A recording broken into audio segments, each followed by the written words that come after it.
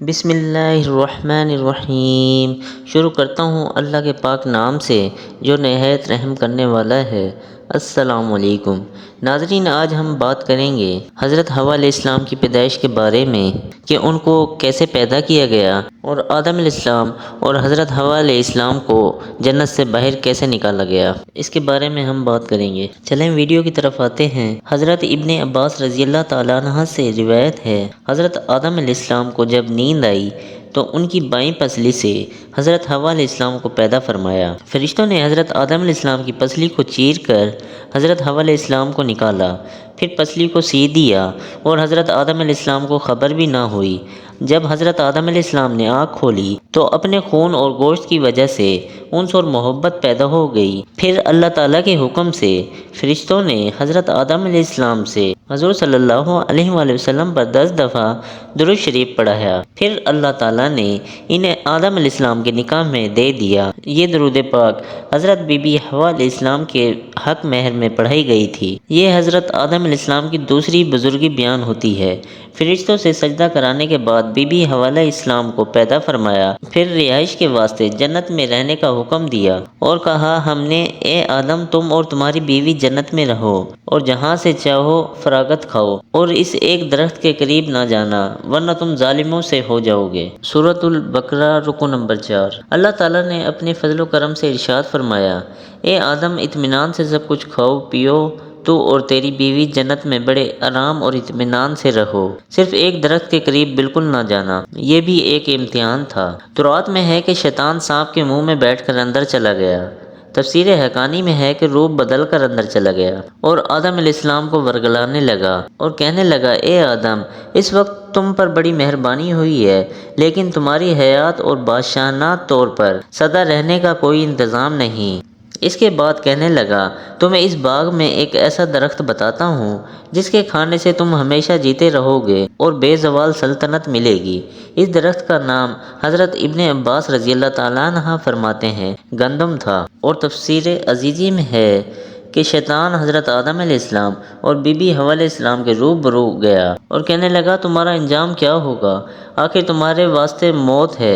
حضرت آدم علیہ السلام نے فرمایا، موت کیا چیز ہے؟ پھر شیطان نے اپنے آپ کو مرنے والے جانور کی شکل بنا کر آدم علیہ السلام اور بی بی حوا کے سامنے لیٹا۔ جس طرح کے مرنے والے کی روح نکلتی ہے ویسی حالت بنا کر گر گر کرنے لگا اور ہاتھ پاؤں مارنے لگا۔ اس حالت میں جیسا کہ روح نکلتی ہے، اس حالت کو دیکھ کر حضرت آدم علیہ السلام اور بی بی حوا کے دل میں خوف پیدا ہو گیا۔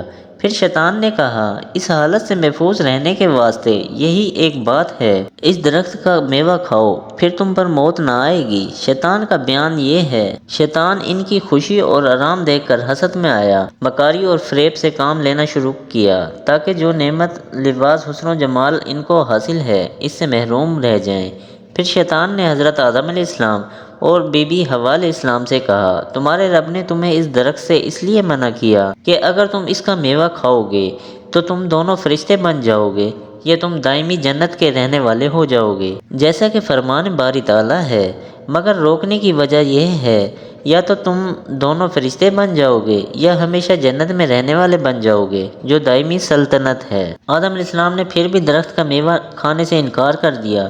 پھر شیطان نے قسم کھائی کہ میں تمہارا خیر خواہ ہوں، جیسا کہ فرمان باری ہے، اور قسم کھائی ان دونوں کے روبرو کہ بے شک میں تمہارا خیر خواہ ہوں، پس فریب سے ان کو نکال لیا۔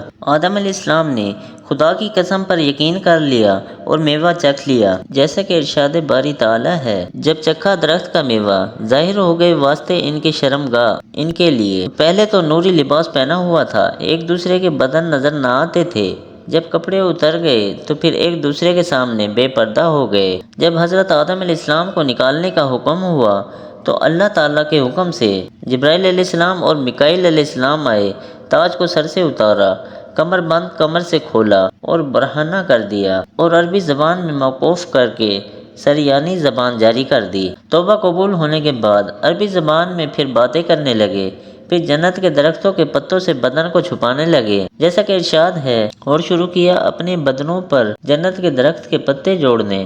ابن عباس رضی اللہ تعالیٰ عنہ فرماتے ہیں، وہ درخت انجیر کا تھا جس سے اپنا بدن چھپا رہے تھے اور بدحواسی کی وجہ سے ادھر ادھر بھاگنے لگے۔ چونکہ آدم علیہ السلام کا قد طویل تھا اور سر کے بال لمبے اور گھنے تھے، ایک درخت کے ساتھ الجھ گئے، کہنے لگے مجھے چھوڑ۔ درخت فوراً بول اٹھا کہ میں نہ چھوڑوں گا۔ پھر اللہ رب العزت کی طرف سے ندا آئی کہ اے آدم، کیا مجھ سے بھاگتے ہو؟ پھر آدم علیہ السلام نے عرض کی کہ اے رب، میں تجھ سے حیا کر رہا ہوں کیونکہ برہنہ ہو گیا ہوں۔ اللہ تعالیٰ نے فرمایا اے آدم، میں نے تم کو جنت بخش دی تھی، صرف ایک درخت سے منع کیا تھا۔ آدم علیہ السلام نے عرض کی اے رب، تیری عزت کی قسم، میرے تو گمان میں بھی یہ بات نہ آ سکی کہ تیری قسم کھا کر کوئی جھوٹ بولے۔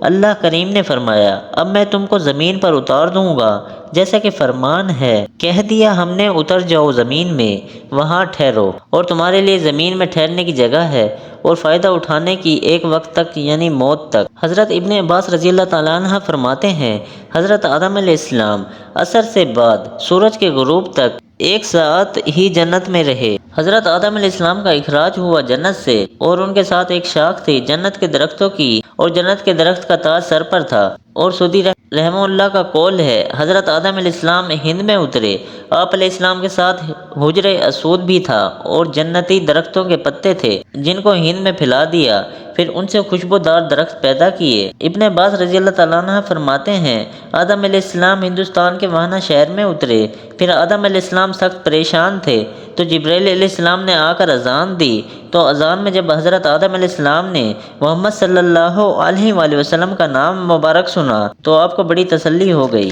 حضرت حسن بصری رحمہ اللہ فرماتے ہیں کہ حوا علیہ السلام جدہ میں اتری اور ابلیس بصرہ سے چند میل کے فاصلے پر سیستان میں پھینکا گیا اور سانپ اصبہان میں۔ اس لیے بعض روایت میں ہے سانپ اور مور بھی شیطان کے داخلے میں شامل تھے، اور آدم علیہ السلام اور بی بی حوا کے ہاتھ گھٹنوں پر تھے اور سر جھکا ہوا تھا، اور ابلیس کی انگلیوں میں انگلیاں ڈالی ہوئی تھیں اور آسمان کی طرف نظر جمائی ہوئی تھی۔ اللہ تعالیٰ نے آدم علیہ السلام سے کہا جب میں نے تم کو اس درخت سے منع کیا تھا تو پھر کیوں کھایا؟ آدم علیہ السلام نے عرض کیا یا رب، مجھے حوا علیہ السلام نے مشورہ دیا تھا۔ اللہ تعالیٰ نے فرمایا میں نے حوا کو حمل کے زمانے کی سختی، درد تکلیف اور ولادت کے وقت کی تکلیف، اور تم اور تمہارا بچہ دونوں رویا کرو گے، یہ مصیبتیں دوں گا، اور حیض کی آلودگی اور خاوند کے حکم میں رہنا اور اس کی تابعداری کرنا، پھر بی بی حوا کا آدم علیہ السلام سے جدا ہونا اور اس گناہ کو دنیا میں مشہور کرنا، رنج و غم، محنت اور مشقت سے گزارا کرنا، یہ سب ایک غلطی کی شامت سے ہے۔ اللہ تعالیٰ نے فرمایا اے آدم، میں نے تجھے کہا تھا کہ شیطان تیرا دشمن ہے، جیسا کہ فرمان ہے ہم نے کہہ دیا اے آدم، یہ تیرا اور تیری بیوی کا دشمن ہے، خیال رکھنا کہیں تم دونوں جنت سے نہ نکال دیے جاؤ، پھر تم مشقت میں پڑ جاؤ گے۔ یہاں تو کھانا پینا بغیر مشقت اور محنت کے ہے، یہاں نہ بھوکے رہو گے نہ پیاسے رہو گے، پھر بھوک پیاس آ جائے گی۔ اللہ تعالیٰ ہمیں ایمان پر اور نبیوں کے طریقے پر چلنے کی توفیق عطا فرمائے، آمین۔